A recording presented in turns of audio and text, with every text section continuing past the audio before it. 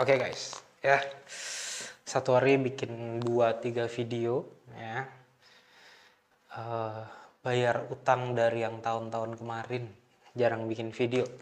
Oke, jadi di video ini gue mau bahas soal pertanyaan teman-teman lagi yang ini gue hampir nggak pernah bales ya, karena pertanyaannya menurut gue ngambang banget ya. Nah, di judul udah teman-teman lihat lah ya. Nah, sambil kita ngobrol-ngobrol, gue mau sambil ngopi dulu dong ya kan. Nah, hari ini gue mau sudu drip bag ya, drip bagnya nih ya. Drip bagnya ini dari ya Columbia Wash. Nah, oke, ini disarankan tuang air panasnya 140 kurang lebih. Nah, karena kurang lebih ya gue juga kurang lebih gue bikinnya di sini. Gue gak timbang, feeling aja ya.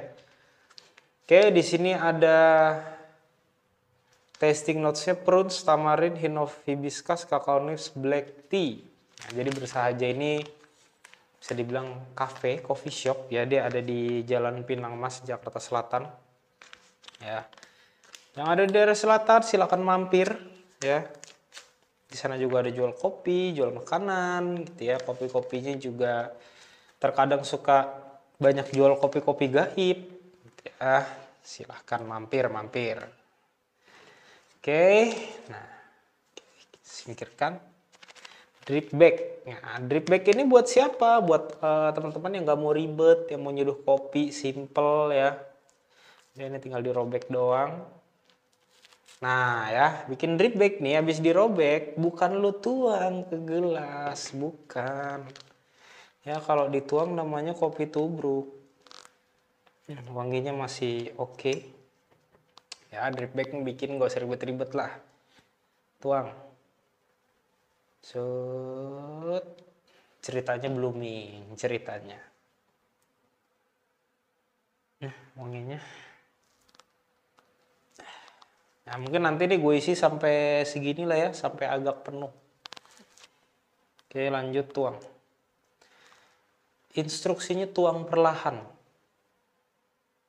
Tapi tetap 1 titik aja Jack cukup. Jadi ini teman-teman, kalau mau beli drip bagnya dia juga ada di Tokopedia ya. Ini kalau nggak salah tadi gue lihat di Instagramnya. Baru jual lagi. Ini mungkin Sunda ya, aromanis. Terus ada Flores juga. Nah ini ya, terus dia di Bersahaja lagi jual, kalau teman-teman yang anak vegan ya kan, bisa minumnya kopi susu tapi yang pakai non dairy milk. Nah, lagi pakai bonsoi. Terus espressonya lagi pakai dari Onward ya, oatmeal. Itu pakai yang San Gabriel, Colombia. Mampir sono ya, mampir. Terus susunya juga lagi pakai susunya Iceman ya, susu si Isman ya, sendal jepit masjid, Milk Way. Ya pokoknya cobain aja lah. Oh, terus juga ada, kalau nonton mau beli split shot itu entah espresso cappuccino, espresso cafe latte, espresso piccolo, mungkin tergantung ya. Itu dia lagi pakai cupping room. Mampir, silahkan. Bukanya dari jam 10 sampai jam 5 sore. Cek aja di Google Maps, ada bersahaja.id. Oke, sudah. Oke, nanti link pembelian gue taruh di deskripsi, langsung meluncur aja. Nah, ya. Oke, sekarang kita ngobrol ya.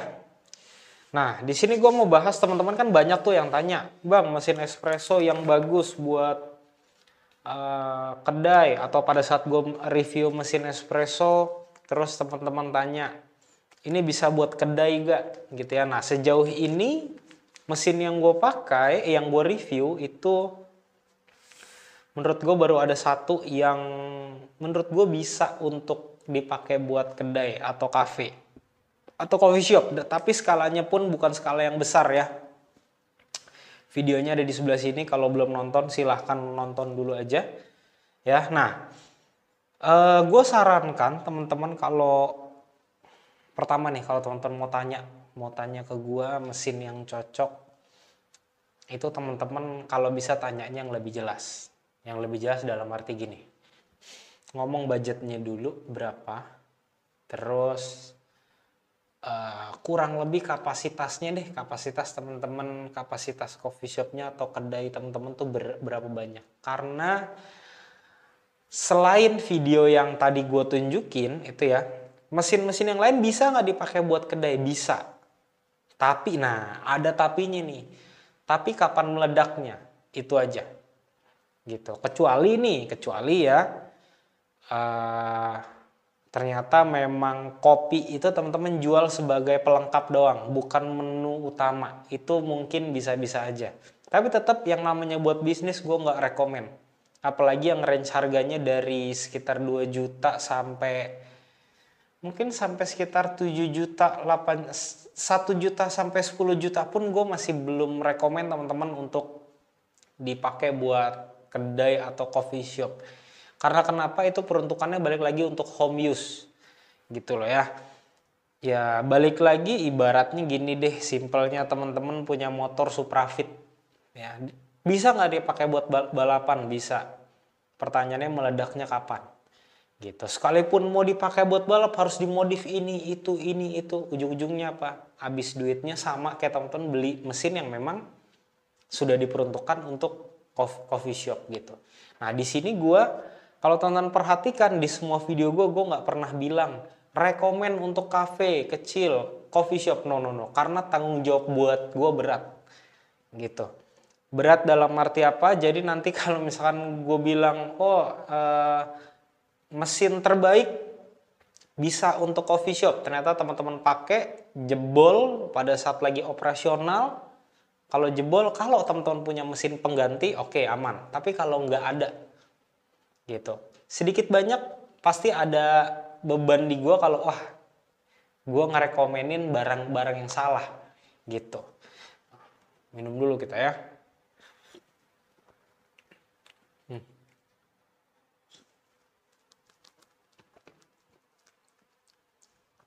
Tamarinnya berasa guys.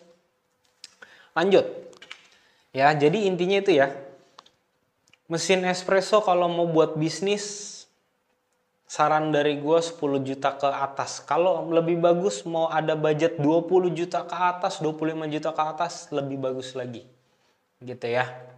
Nah terus pertanyaan yang kedua, grinder budget untuk espresso ya. Nah gini, kalau teman-teman mau pakai buat di rumah doang ya, gue saran kalau buat di rumah ya, di rumah nih pakai Latina 600N sudah bisa, dengan catatan Latina 600N yang pertama sudah dikalibrasi ulang dulu ya. Jadi kalibrasi itu adalah memposisikan ulang bur depan sama bur belakang supaya rapet gitu ya. Dan biasanya kalau teman-teman baru beli grinder Latina 600N itu nggak bisa langsung dibuat giling espresso biasanya, karena balik lagi mata pisaunya masih benar-benar tebel ya, jadi belum bisa rapet banget. Nah itu harus teman-teman pakai dulu, daily use dulu ya, beberapa lama, baru nanti mata pisaunya biasanya bisa dipakai buat giling espresso. Ini kalau buat home use, oke? Kalau buat home use. Nah kalau memang teman-teman mau buat bisnis ya, balik lagi kalau kita start dari yang paling minim deh ya. Yang paling minim itu teman-teman bisa pakai compak K3. Coba lihat, COMPAK K3. Teman-teman lihat, itu menurut gue yang paling minim gitu ya. Jadi sebenarnya yang kalau boleh gue rekomen secara idealis ya, teman-teman sisihkan budget untuk grinder itu yang paling besar gitu. Karena percuma teman-teman nanti pakai mesin espresso harganya mahal yang high end, tapi cari grinder yang murah-murah aja, ntar sayang banget. Yang ada apa? Misalkan teman-teman beli mesin espressonya yang harganya katakan 60 juta. Oke, tapi beli grindernya yang 17 juta. Oke, nah nanti takutnya adalah si grinder ini nggak bisa ngejar grind size-nya untuk si mesinnya. Ya mau dikulik kayak apapun nggak dapat efeknya apa? Efeknya kerasa espresso. Rasa espresso efeknya ke apa? Ke customer experience. Dari situ pasti teman-teman, wah berarti saya harus upgrade. Dari 17 juta teman-teman beli lagi grinder yang lain.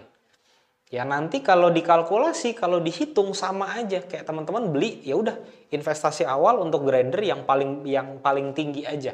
Katakan teman-teman beli yang 20 juta, 25 juta, oke.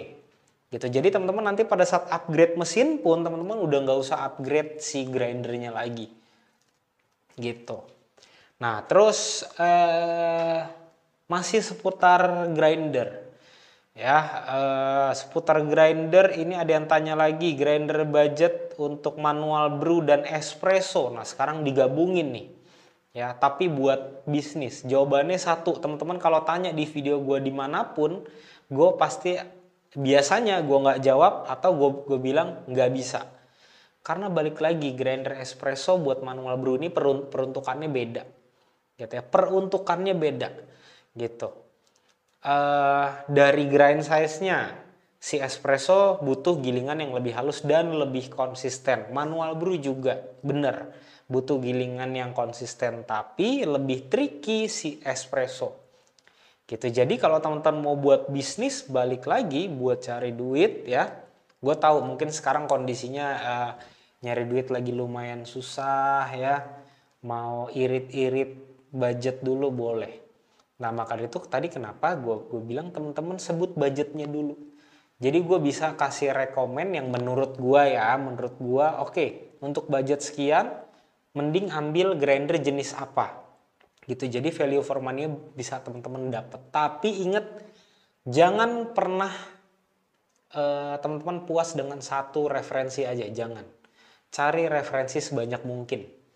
Gitu ya. Jadi mungkin teman-teman bisa tanya di kolom komentar, nanti gue jawab, nanti teman-teman cari lagi referensi sebanyak-banyaknya biar apa? Biar teman-teman yakin sama barang yang teman-teman beli.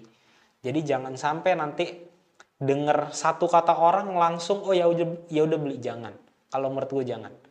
Gitu. Ya, nah, terus kalau untuk grinder manual brew ya. Grinder manual brew ini menurut gue range harganya lumayan susah. Ya lumayan susah dalam arti gini. Untuk home use langsung buat ke komersil itu gap jaraknya lumayan jauh.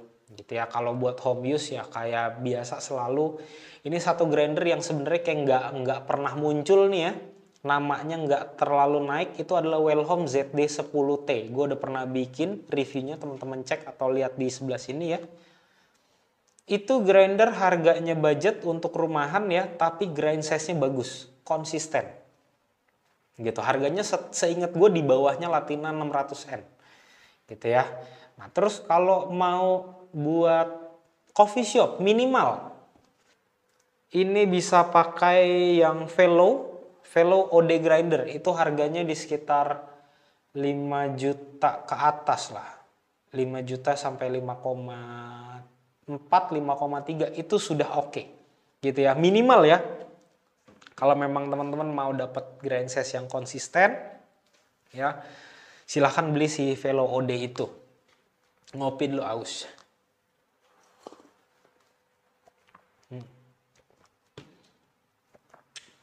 Makin dingin makin manis guys.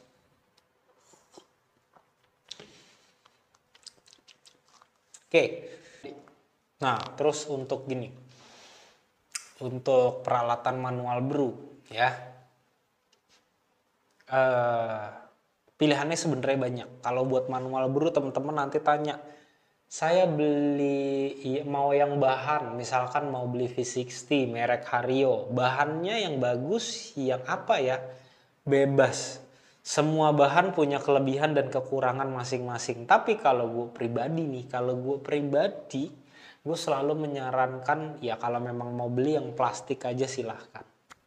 Gitu. Apalagi kalau buat bisnis lagi rame kan, apalagi kalau barista tangannya bulat, licin gitu kan, pegang dikit pecah, ya lebih baik pakai yang plastik, itu akan lebih aman. Gitu ya. Tapi kalau mau kelihatan estetik, mau pakai keramik, mau pakai yang kaca, mau pakai yang apapun terserah, disesuaikan ke budget.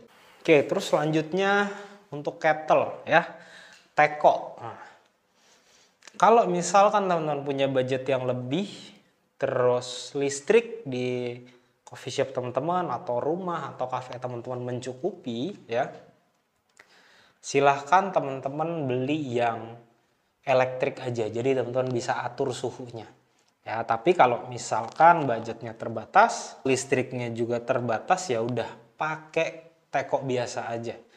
Mau panasin di kompor boleh gitu ya. Oke, terus yang berikutnya teman-teman ada banyak beberapa kali tanya kopi apa yang paling enak gitu ya. Semua kopi itu enak gitu ya, tergantung kita suka atau enggak. Itu sesuai selera kita atau enggak. Yang pasti kalau misalkan teman-teman pengen serve kopi yang enak dalam tanda kutip, artinya menurut gue lebih fokus ke kualitas aja. Kalau kita ngomong fokus ke kualitas, biasanya yang paling gampang kelihatan itu dari harga lah. Harga nggak bisa bohong. Tapi saran dari gue adalah kalau teman-teman mau dapat kopi yang memang kualitasnya sudah baik, ya cari memang yang roastery yang memang sudah punya track record bagus. Nah itu teman-teman search aja banyak lah. Ya yang pasti biasanya ini sorry nih kalau misalnya ada yang tersinggung, sorry nih ya. Kalau memang dia jual kopinya bagus, biasanya nggak banyak gimmick. Dia jual kopi gitu ya. Memang ada bukan jual cerita gitu ya. Memang ada beberapa yang kualitas kopinya bagus, terus dia dibungkus ya atau dikemas dengan cerita si kopinya, itu ada juga. Tapi rata-rata ya, kalau memang dia jual kualitas kopinya bagus, nggak terlalu banyak gimmick lah gitu ya. Ini sorry, balik lagi kalau ada yang tersinggung, minta maaf gitu ya. Tidak bermaksud nih, gue hanya jujur. Oke, teman-teman ya, gue balik lagi ke sini. Nah ini teman-teman kalau mau beli ini, teman-teman bisa cek di Tokped atau di Lakon, LAKKON. Nanti linknya gue akan taruh di deskripsi. Nah kalau teman-teman mau cari kopi yang enak, kualitas yang bagus, gue saranin cari di Lakon, karena kopi yang di situ yang dijual di sana ya itu sudah dikurasi ya, jadi bisa dikatakan sudah pasti enak tapi belum tentu cocok. Nah nih kayak ini nih, 100% dijamin enak, 100% nggak dijamin cocok, seperti itu. Karena enak atau enggak tergantung selera.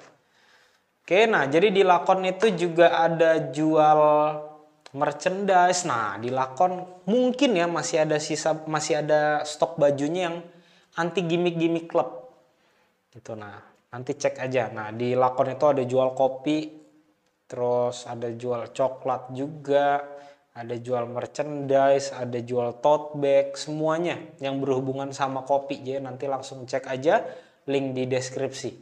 Oke. Teman-teman kalau masih ada pertanyaan mengenai pembahasan di video ini, silahkan tulis di kolom komentar aja, nanti gue akan jawab. Oke, sekian video dari gue, sampai ketemu di video selanjutnya. Thank you.